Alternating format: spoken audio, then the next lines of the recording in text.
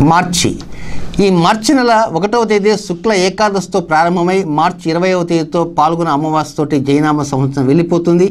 మార్చి 21వ తేదీ నుంచి మన్మథనామ సంవత్సరం రాబోతున్నది.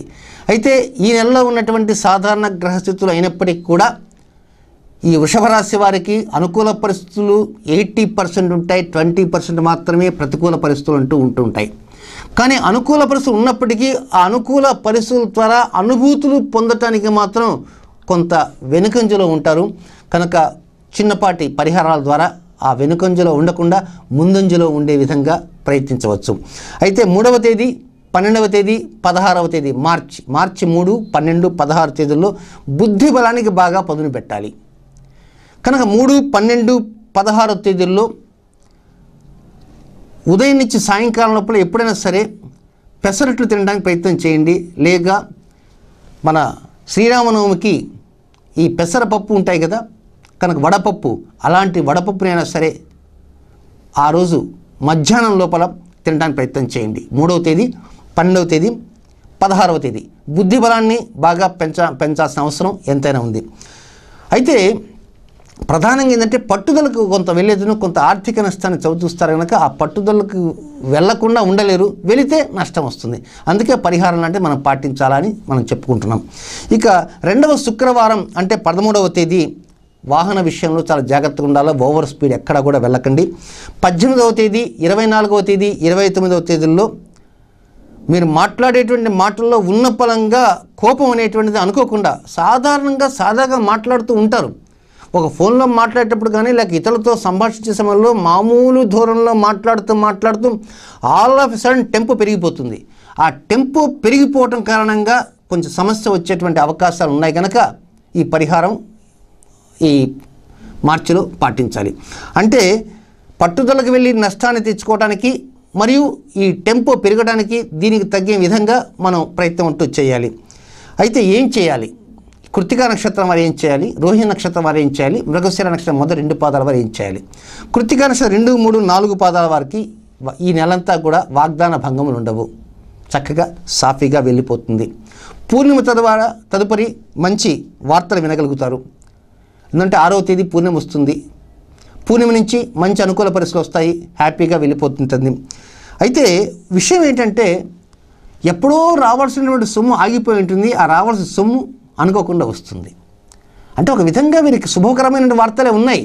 కానీ ఇబ్బందికరం ఏమిటి అని అంటే పట్టుదలకు పోతారు, నష్టాలు తెచ్చుకుంటారు, అనవసరంగా మాట్లాడుతామంటే కోపాన్ని పెంచుకుంటారు. అదొక్కటే సమస్య. దానికి మనం పరిహారాన్ని మనం తెలుసుకోవాలి. అదేమిటంటే 10వ తేదీ మంగళవారం స్వాతి నక్షత్రం. 10వ తేదీ మంగళవారం స్వాతి నక్షత్రంలో ఉదయము, మధ్యాహ్నము, రాత్రి సమయాలలో పూర్తిగా చప్పటి పదార్థాన్ని భుజించండి. ఉప్పు కూడా చాలా తగ్గించండి.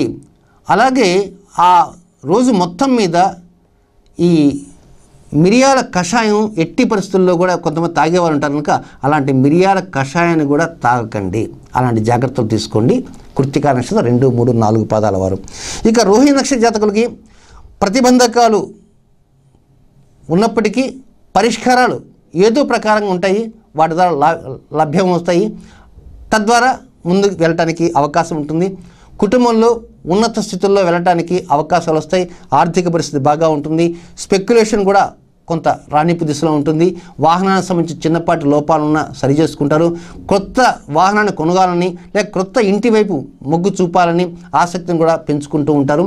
అయితే ఇబ్బంది ఏమిటి అంటే ఇబ్బంది ఏం లే, అది పట్టుదలకు పోయి పంతాలకు పోయి కొంత నష్టం రావటం కానీ లేకపోతే అధికంగా మాట్లాడి కోపతాపాలు చెందటం, వీరికి కూడా అదే లక్షణం. కనుక వీరు 14వ తేదీ శనివారం మూలా నక్షత్రం ఉంది కనుక ఆ మూలా నక్షత్రం రోజున ఉదయం నుంచి సాయంకాలం లోపల మాత్రం ఎట్టి పరిస్థితుల్లో కూడా తీపి పదార్థాలు తినవద్దు. కారం కాదు, ఉప్పు కాదు, తీపి పదార్థాలు మాత్రం తినవద్దు రోహిణి జాతకులు. ఇక చివరిది మృగశిర నక్షత్రం మొదటి 2 పాదాల్లో జన్మించిన వృషభ రాశి జాతకులు. వీళ్ళకి మనోవ్యాకులత తగ్గిపోతుంది కనుక అదొక పరిపూర్ణంగా ప్రశాంతమైనటువంటి పాయింట్ అనమాట. ఇక 2, 4 వారాల్లో ఆర్థికంగా పుంజుకుంటారు.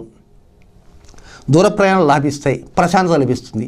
అంటే ఈ నక్షత్ర జాతకులు కూడా పరిస్థితులు బాగున్నాయి.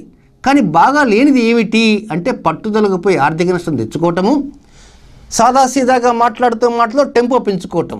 కనుక వృషభ రాశిలో ఉన్నటువంటి 3 నక్షత్రాల వారికి ఒకటే గ్రహస్థితి వస్తున్నది. కనుక వీరు ఏం చేయాలి అంటే, వీరు కారం తినాలన్నా ఉప్పు తినాలన్నా లేక తినకూడదా అని అంటే వీరు చేయవలసింది ఏమిటి అంటే, 5వ తేదీ హోలీ పండుగ ఉంది. మార్చ్ 5వ తేదీ హోలీ పండుగ.